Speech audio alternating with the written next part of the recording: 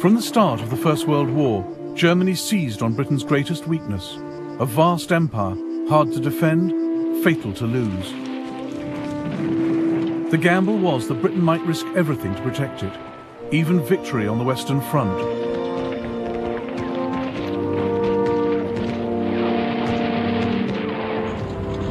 War for Europe meant war for the world.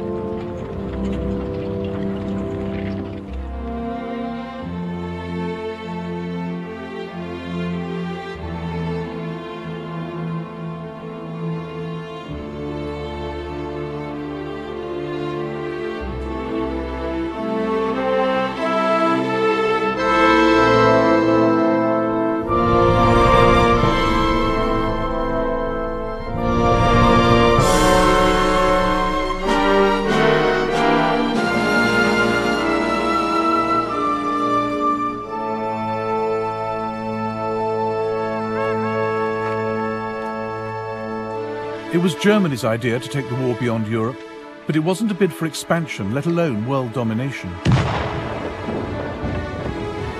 The aim was to take the pressure off her armies in Europe by attacking the British Empire, hoping to divert Britain's troops, ships and resources to defend distant colonies.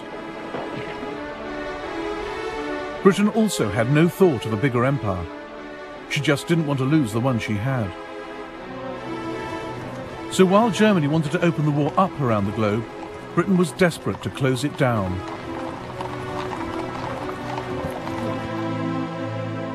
Maurice Hankey, Secretary of the Committee of Imperial Defence, realised the empire was Britain's Achilles heel and warned against letting Germany use it to distract Britain from her war effort. Forces must not be diverted to minor operations, to the prejudice of the concentration in the main theatre and the safety of the trade routes.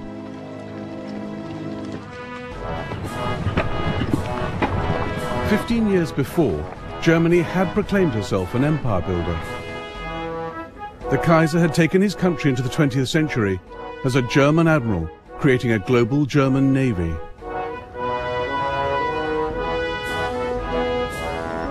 Weltpolitik was the big idea, a policy of overseas imperialism, the brainchild of his foreign secretary, Bernhard von Bülow. The days when the Germans left the earth to one neighbour, the sea to another, and kept only the heavens for themselves, are over.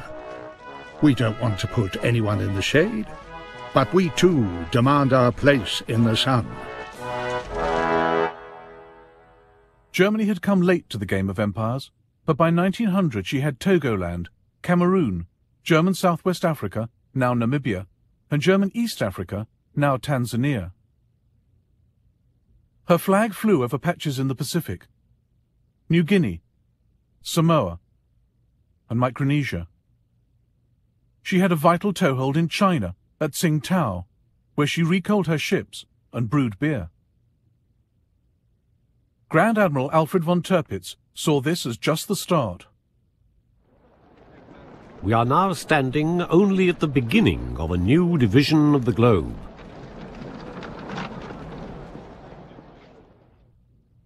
Germany alarmed the world with her imperial tub-thumping. She eyed up Puerto Rico and considered pouncing on the Panama Canal the minute it was completed.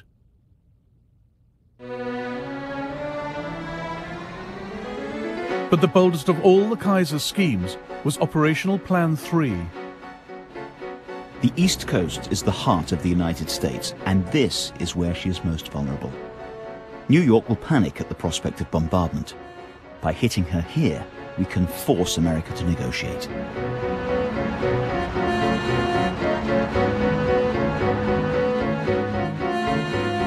Germany's secret plans from 1903 to attack the eastern seaboard with 60 ships and 100,000 men, to shell Manhattan and capture Boston.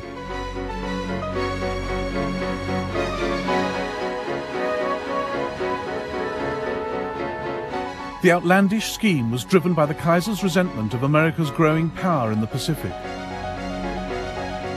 He believed in a militarist state and increasingly hated what the West stood for. Service to mammon, greed, self-indulgence, land-grabbing, lying, treachery, and not least murder. The Kaiser thought capitalism was vulnerable, that a strong enough attack on its international systems of trade, credit and insurance could bring the edifice tumbling down. Operational Plan 3 was dropped, but not the hostility towards capitalist empires.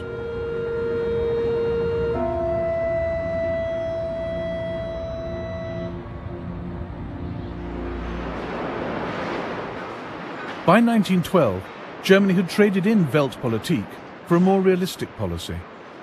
Now, her military machine prepared for a European, not a global war, and the army got the budget increase, not the navy. The first day of war found Germany's high seas fleet trapped by the mighty British Navy in the North Sea. And all the German Navy had to threaten the entire British Empire was a scattered force of 17 cruisers linked by a wireless network to Berlin.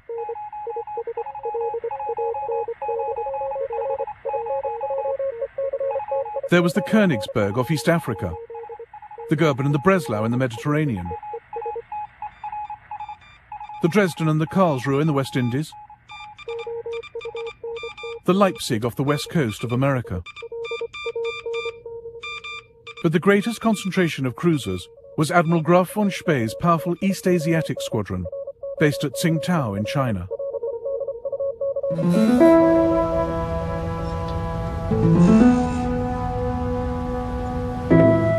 Tsingtao gave Germany a huge area of operations, across the South China Sea and into the Pacific. Seizing it would cut the squadron's lifeline. Britain saw the urgency, but lacked the resources. So, 2 days into the war, she turned to her ally Japan.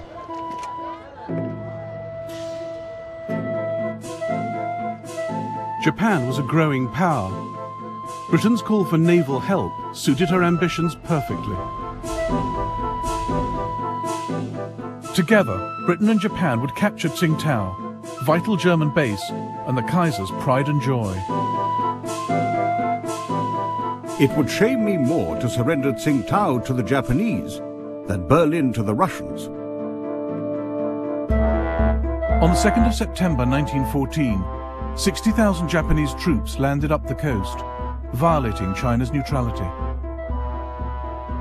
They met up with 2,000 British and closed in on the German garrison of 4,500. It's unbearable. All we can do is sit and wait for this bunch of monkeys to arrive. Every day they get a bit closer. No one expects to get home in one piece. No hope of reinforcements. The noose around our necks is getting tighter and tighter.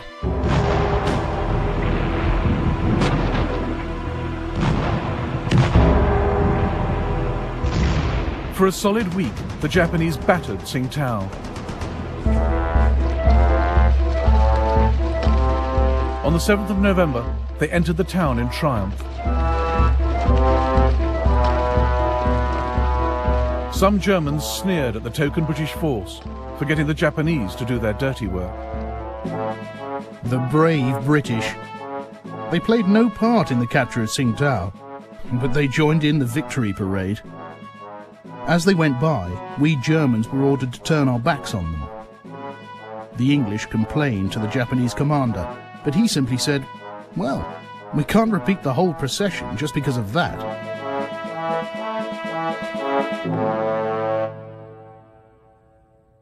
The capture of Tsingtao gave Japan a launch pad to pursue her empire building. Within weeks, she demanded territory and trading rights from China. Japan also seized all German possessions north of the equator. Australia and New Zealand were quick to steal those to the south. Much to America's frustration, Britain had empowered Japan in the Pacific. Key stage in a process that would lead, a quarter of a century later, to Pearl Harbor.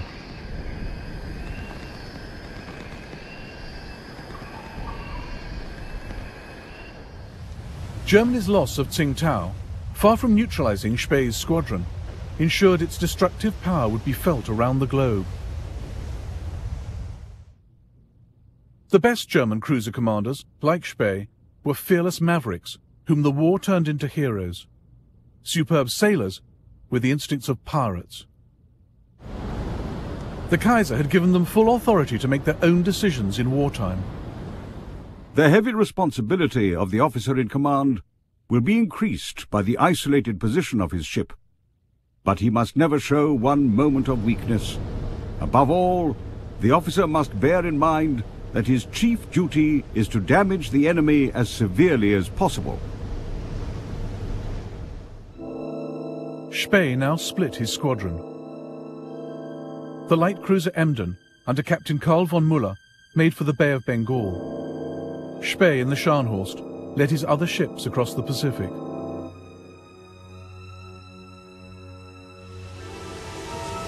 I'm quite homeless. I cannot reach Germany. I must plough the seas of the world, doing as much mischief as I can. At the Admiralty in London, Winston Churchill fretted about where Spee would show up next. The vastness of the Pacific and its multitude of islands offered him their shelter.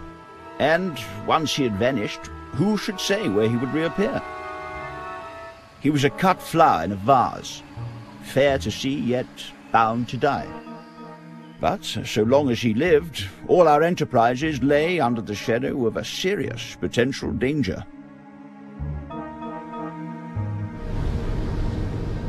Spee had a constant worry. Cruisers needed coal every 8 or 9 days or they'd be dead in the water. He made for neutral Chile, where he had coal waiting for him.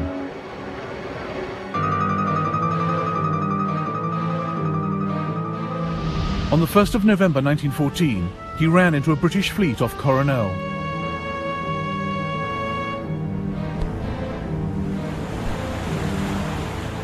The battle which followed inspired a post-war feature film.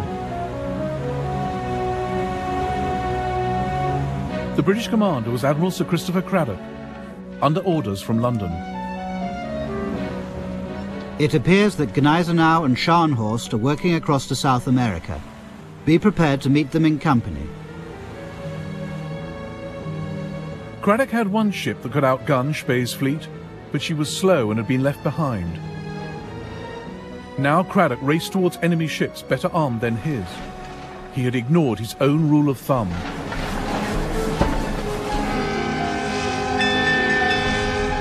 A naval officer should never let his boat go faster than his brain. I immediately ordered Scharnhorst and Gneisenau to go full steam ahead, and within 15 minutes I was racing against heavy seas at 20 knots and came to lie parallel with him.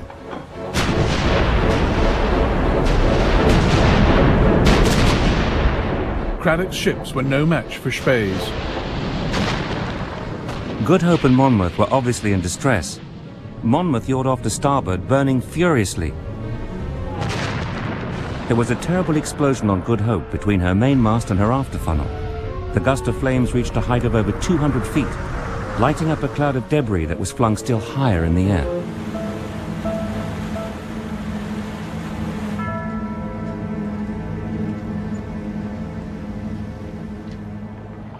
"1,600 British sailors were lost. It was Britain's worst naval defeat for 250 years. The global war was going Germany's way.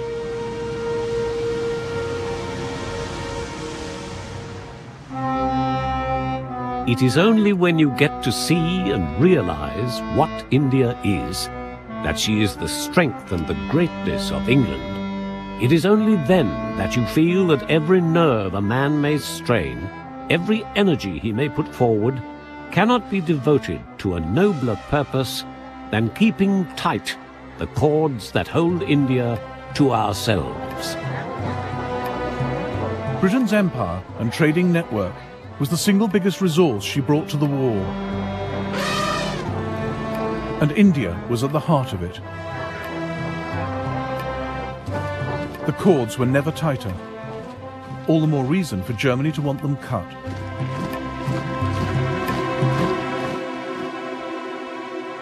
These slender lines on the map were now the focus of intense study in the British and German admiralties, in the chart rooms of warships. Fingers traced the vital shipping lanes, through the Suez Canal, around South Africa's Cape. Minds pondered how to protect them, how to sever them. And one of the sharpest minds was on the bridge of the German cruiser Emden. A month after she left Admiral Spee's squadron, Captain Karl von Müller steered her into the Bay of Bengal. In 1932, the Germans made a feature film about his odyssey.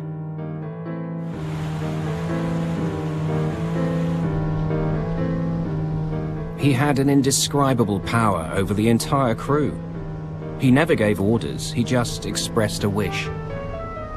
From the moment he took command of the ship, he never left the bridge again. This is where he stood, slept, sat, studied the maps. This is where he wanted to be, stand or fall.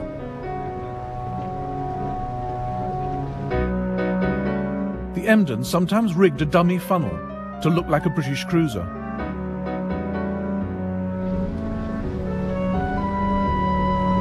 A large steamer appeared dead ahead, and thinking we were an English man of war, was so overjoyed at our presence that she hoisted a huge British flag. I'd like to have seen the look on her captain's face when we hoisted our flag, and invited him most graciously to tarry with us a while. Captain Müller became famous for taking all crew and passengers safely onto the Emden before sinking their ship. We always allowed them time to collect and take with them their personal possessions. They usually devoted most of this time to making certain that their precious supply of whiskey was not wasted on the fishes. Müller regularly released his grateful captives.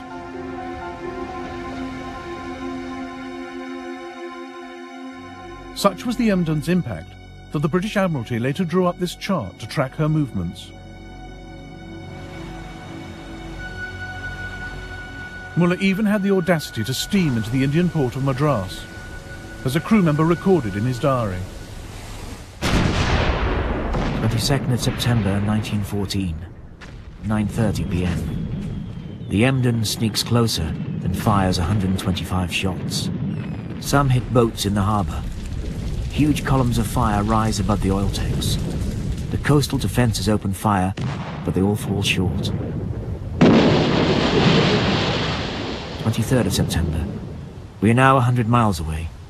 We can still see the fires at Madras.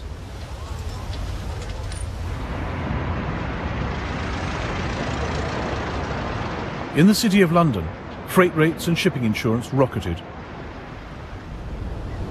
At one point, the entire British trade fleet in the Bay of Bengal was kept in harbour rather than fall prey to dashing Captain Müller.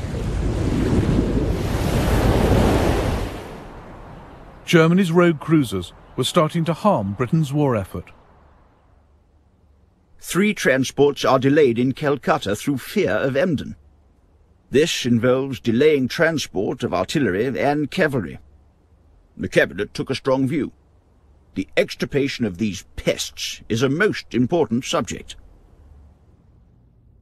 While the Emden ran the British ragged at one end of the Indian Ocean, 25 Royal Navy warships hunted the cruiser Königsberg at the other, off the coast of Germany's East African colony. She had raided Zanzibar and sunk a British light cruiser from her secret hideout in the Rufiji Delta. The frustrated British decided to strangle all her possible bases, starting with the port of Tanga.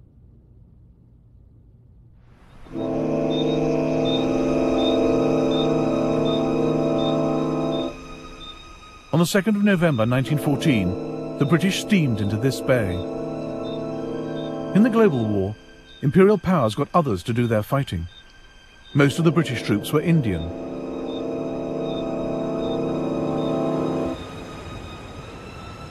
Their arrival was closely watched by Thomas Planton, a 16-year-old African fighting for the Germans. The approaching British ships had all their lights blazing and seemed to be making no attempt to conceal their presence. We were in position with machine guns, waiting in ambush for them, and many of them were killed when they started to come ashore. A lot of them were killed before they even got out of the water.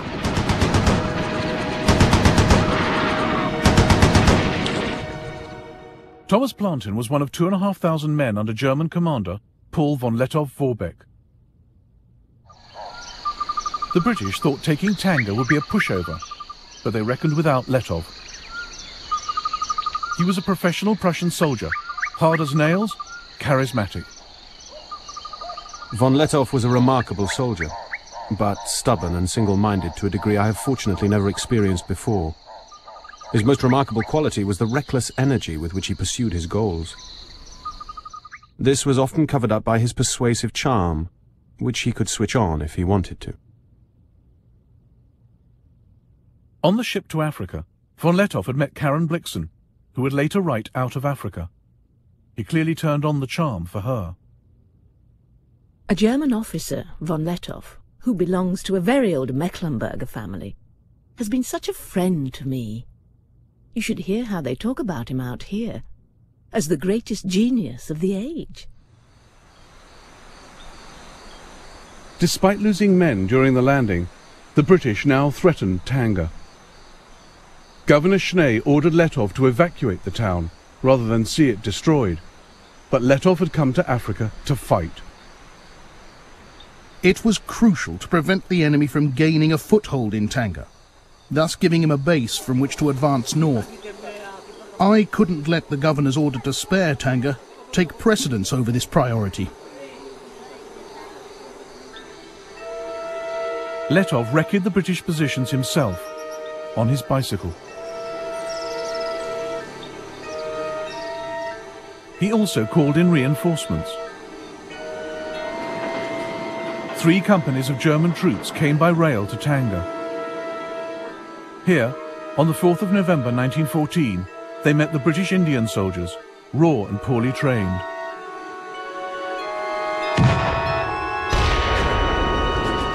British intelligence officer Richard Meinertzhagen watched the ensuing rout. Half the 13th Rajputs turned at once, broke into a rabble and bolted. I could not believe my eyes. They were all jabbering like terrified monkeys and were clearly not for it at any price. Everyone in the dense forest, friend and foe, was mixed up together, shouting in all sorts of languages. The enemy ran off in wild disorder, and our machine guns mowed down whole companies to the last man. Von Lettow was based here, at the German hospital.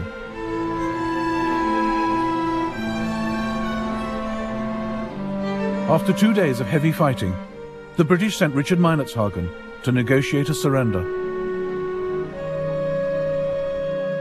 The Germans were kindness itself and gave me a most excellent breakfast which I sorely needed.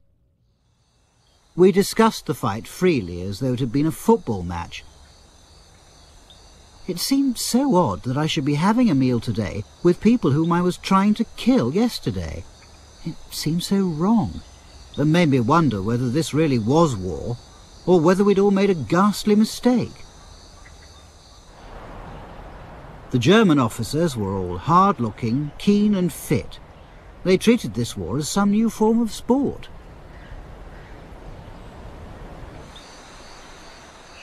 The British failed to take Tanga and suffered 700 casualties. Lettow lost just 65. Germany hailed him as a hero. A German David is fighting alone against the British Goliath in Africa. If we cannot fight by his side, at least we must make sure that he is well supplied with shot for his sling.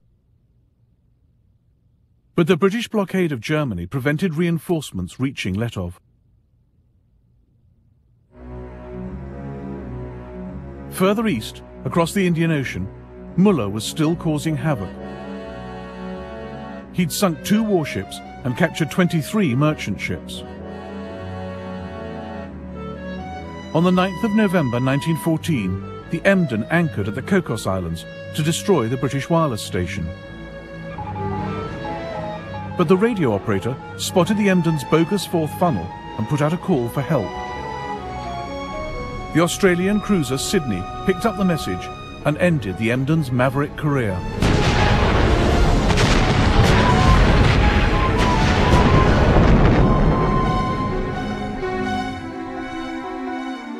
Captain Muller was taken prisoner, He and the other survivors were well looked after.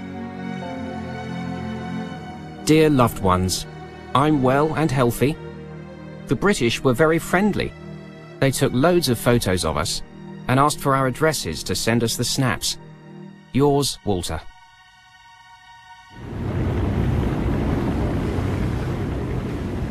Now, Admiral Graf von Spee's luck also ran out. Britain took the risk of detaching 2 of her latest battlecruisers from the crucial North Sea blockade of Germany to deal with him. On the 8th of December 1914, German commander Hans Pochhammer sighted their huge masts as they recoaled in Port Stanley on the Falkland Islands. He realized the Germans were outgunned and outpaced. We choked a little at the neck. Our throats contracted and stiffened. For that meant a life and death grapple, or rather a fight ending in honorable death. The German fleet tried to get away, but the British battlecruisers were too fast. At 1:25 p.m, Spee turned to face them. But the British were careful to stay out of range of his guns, firing their own from 16,000 yards.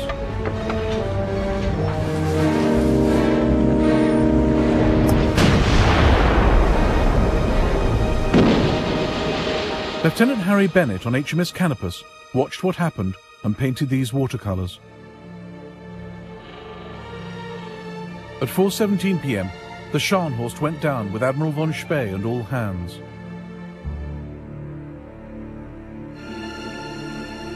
At 6:02 p.m, the Gneisenau sank with most of its crew, including Spee's younger son Heinrich. His other son Otto was on the doomed Nuremberg. The sight was one of fearful awe. She turned over and sank with a graceful gliding motion, as would a tumbler pressed over in a bowl of water.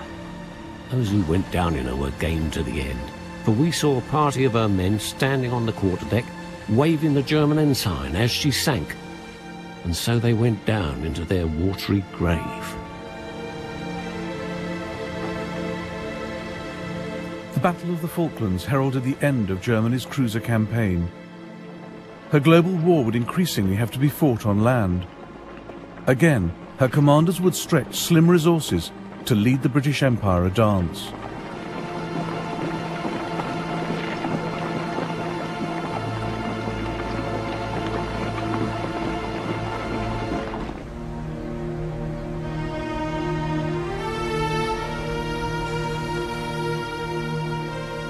The Suez Canal presented a rare opportunity for Germany to harass the British Empire.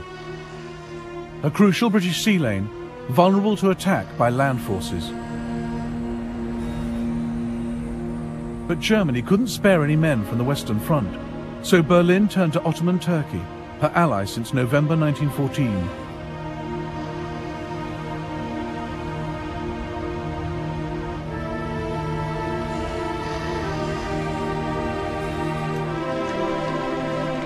The Turkish Fourth Army was stationed in Palestine, just 150 miles from the Suez Canal.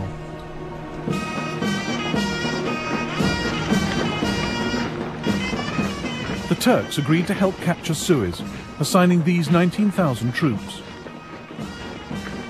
They saw it as the first stage in their own reconquest of Egypt and Libya.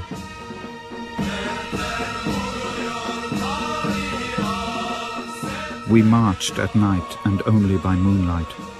My heart was filled with a deep melancholy, mingled with great hope of success. At the sound of the song, the red flag flies over Cairo, to the accompaniment of which the advancing battalions forged ahead over the endless waste of desert, feebly illuminated by the pale gleam of the waxing moon. The Turks had to transport howitzers, floating pontoons, food and water across the Sinai Desert, and didn't lose a single man. In the early hours of the 3rd of February 1915, they reached the Suez Canal. The German colonel who had planned the operation now watched it go horribly wrong. A sentry noticed our attack and fired. The shots created panic. The English then blasted the banks with machine gun fire.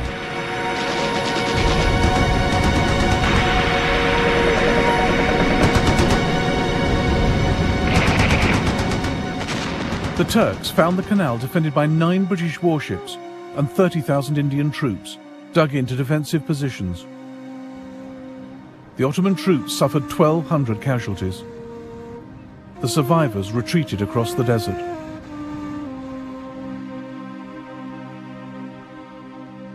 The attack had failed, but Africa was now a battleground in Germany's global war. She had 3 bases of operations: the Cameroons, Germany East Africa, where Letov was still at large, and German Southwest Africa with its ports and wireless stations. Luckily for Britain, she had a colony right next door. Unluckily, it was the one whose loyalty she could least rely on.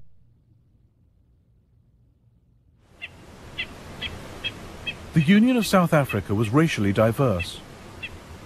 Blacks, Boers, and British settlers. Just 15 years before, Britain had fought a long, bloody war against the Boers. Many still had little love for Britain. Their loyalty could not be counted on. As one commander told South Africa's Prime Minister, Louis Botha, "My men are ready. Whom do we fight? The English or the Germans?" But South Africa was ideally situated to launch an attack on German Southwest Africa.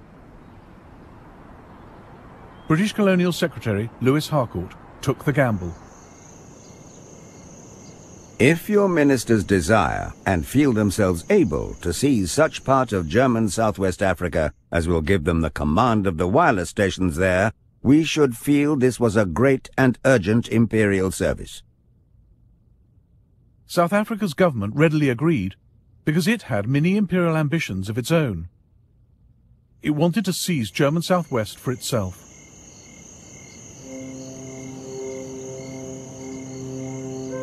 On the 14th of September 1914, South African forces crossed the Orange River into German Southwest.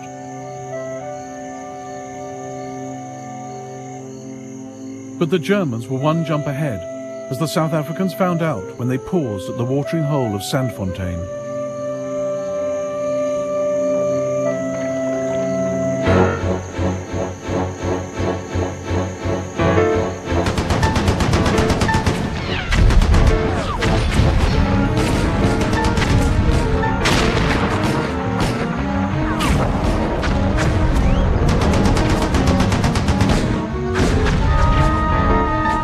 The South Africans were beaten, but there was worse to come.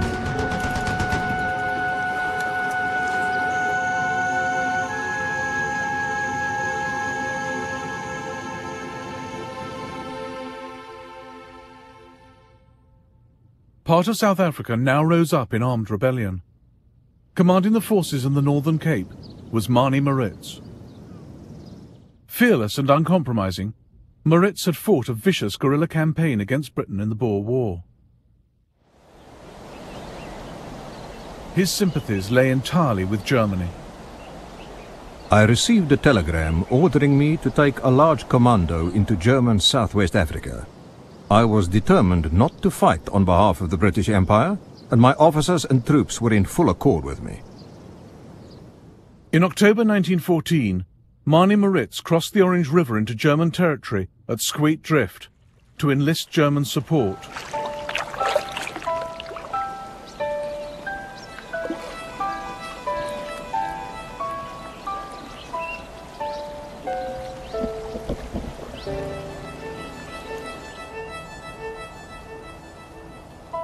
Two days later, Maritz addressed his troops under this tree.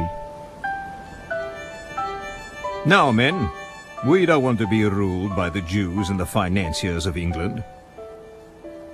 General Beyers, General de Wet and myself have decided to form an independent South African Republic and have entered into an agreement with the governor of German Southwest Africa. They will provide us with arms and ammunition, guns. On this step depends the freedom of the masses of the country.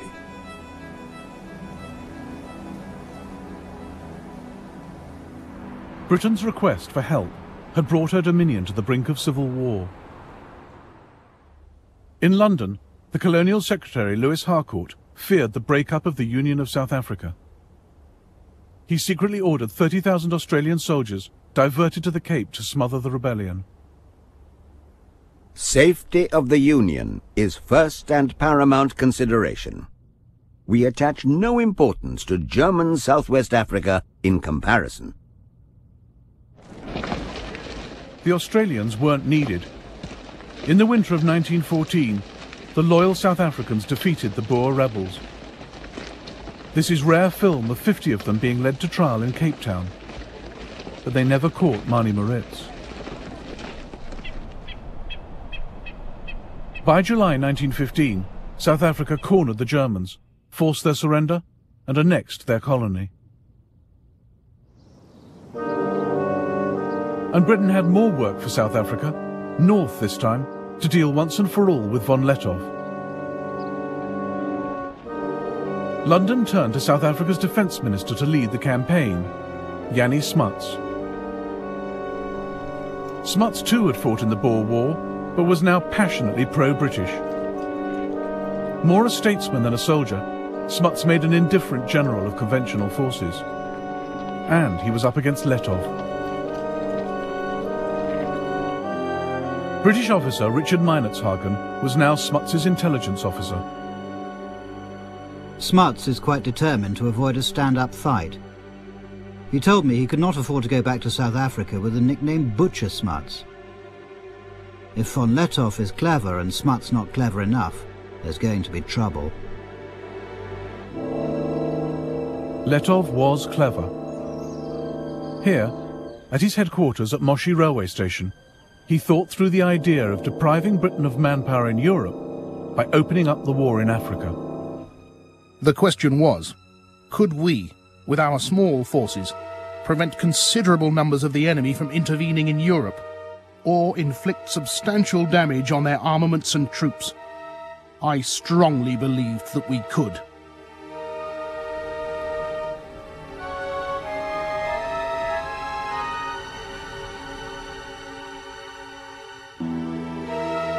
By August 1916, Lettow had become expert at his cat-and-mouse game.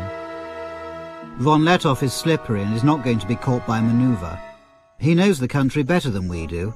I think we're in for an expensive hide-and-seek, and von Lettow will still be cuckooing somewhere in tropical Africa when the ceasefire goes. Smuts has cost Britain many hundreds of lives and many millions of pounds.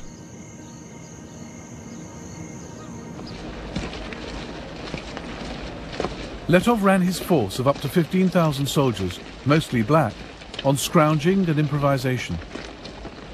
No supplies from Germany reached him after March 1916, but he made a little go a long way, as Ludwig Deppe, one of his medical officers, noted. When there was no ammunition, Lettow would try to produce his own cartridges. If the men asked the commander for weapons or clothes, they were told, "Take it from the enemy." Lettow made war at cost price. You'd have been justified in displaying this war at a country fair with a for sale sign.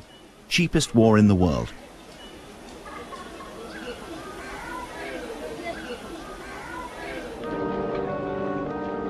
Jannie Smuts had 5 times Lettow's force and resources to match. But the further he went into German East Africa, the more stretched his supply lines. And he reckoned without the killer tsetse fly. The life expectancy for his 50,000 horses was just 4 weeks.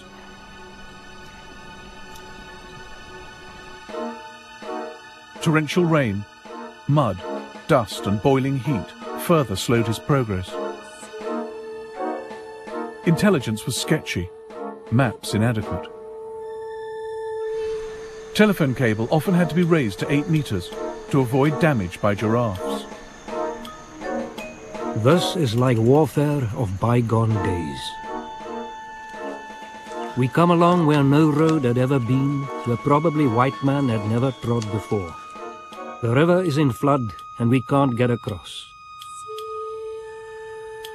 On the other side, the German patrols are watching us, but the crocodile hold the peace between us very successfully.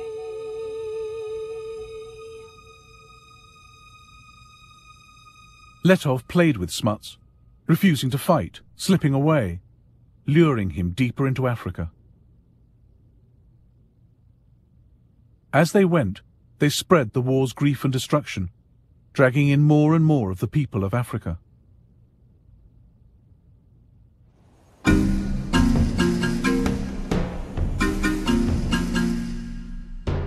This war was being carried on the backs of black Africans.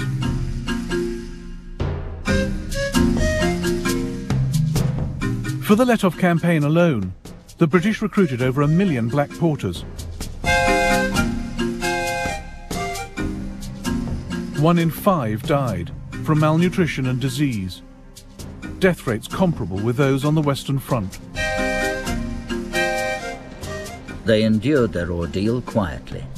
They only had duties and hardly any rights. They tumbled into the splashing mud with their heavy loads and were then ruthlessly forced to move on and catch up.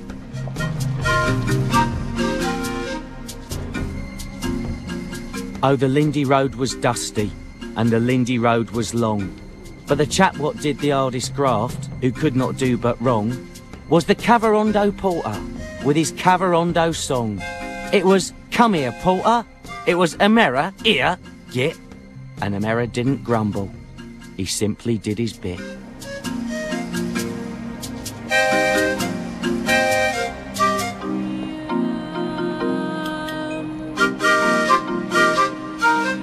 What Smuts saves on the battlefield, he loses in hospital. For it is Africa and the climate we're really fighting, not the Germans. Out of 20,000 South Africans, over half were invalided home by the beginning of 1917. They were replaced by black troops from Nigeria and Ghana. Recruitment of blacks soared in East Africa as well. Over the course of the war, the King's African Rifles rose from 3,000 men to 35,000. Fuloliani Longwe spoke for many black soldiers. Think of yourself buried in a hole with only your head and hands outside, holding a gun, death smelling all over the place. Listen to the sound of exploding bombs and machine guns, smoke all over, and the vegetation burnt, and of course deforested. Watch your relatives getting killed, crying, finally dead. These things we did, experienced, and saw. Letov survived undefeated to the very end, marching triumphantly through Berlin in 1919. The British never caught him, even though they turned it into an African war and set an army on his tail. But Britain and France had such reserves of manpower in their colonies that from 1914 they shipped them to Europe. Remarkable French colour photographs of the world that came to serve on the Western Front.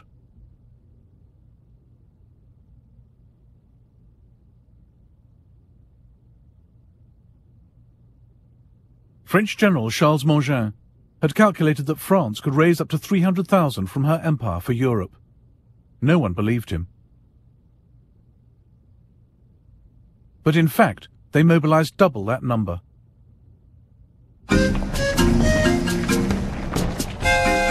Black troops have precisely those qualities which are demanded in the long struggles of modern war. Endurance, tenacity, the instinct for combat, the absence of nervousness, and an incomparable power of shock. Not only do they enjoy danger, a life of adventure, but they are also essentially disciplinable.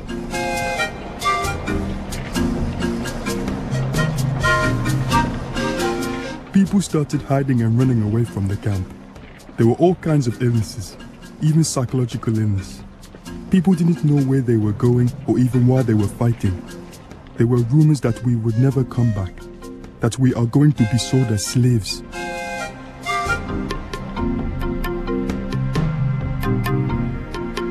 India provided Britain with 1.75 million men in the war. They'd been thrown into some of the toughest fighting from the start.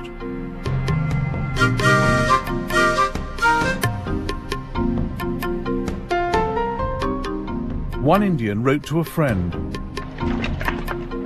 "The war is a calamity on 3 worlds, and has caused me to cross the seas and live here. The cold is so great that it cannot be described. We have not seen the sun for 4 months. Thus we are sacrificed.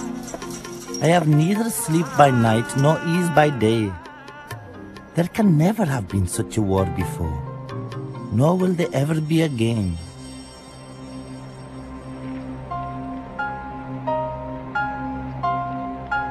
Some men, like Jason Jingo, used to the habitual racism of colonial rule, returned home with greater self-esteem.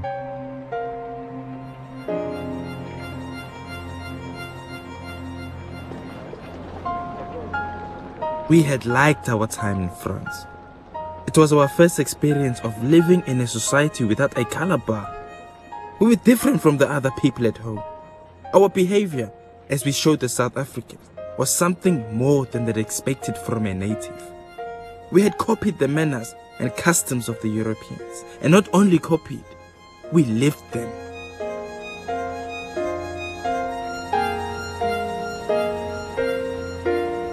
But it wasn't the same Africa Jason Jingo and the other survivors came back to after the war.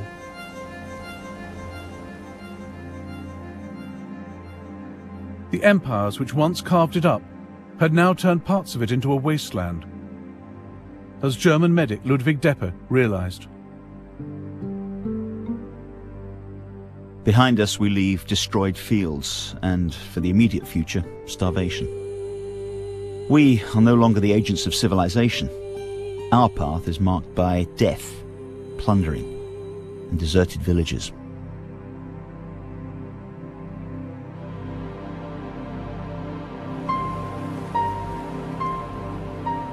It would be years before African nationalism took off, but a few had begun the journey.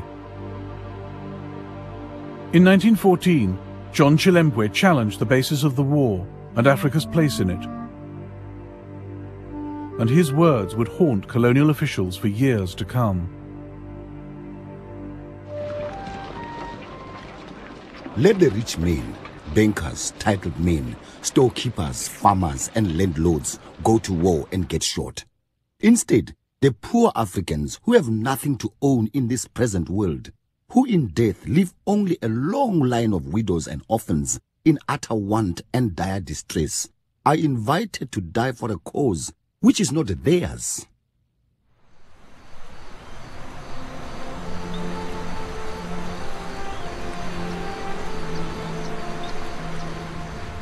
Germany had fought a remarkable global war, but it cost her cruisers, her wireless network, and all her colonies. Yet Germany had forced Britain and France to call on their empires and lean on their allies. In the process, these flexed their muscles and formed empires of their own.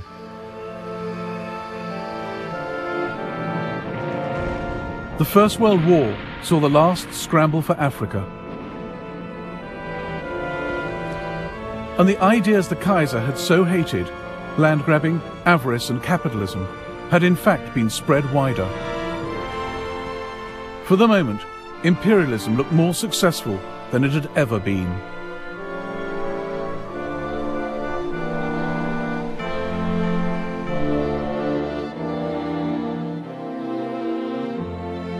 In the next episode of the First World War, the call goes out for jihad, holy war in the Middle East, the nightmare of Gallipoli, and the agony of the Armenian people.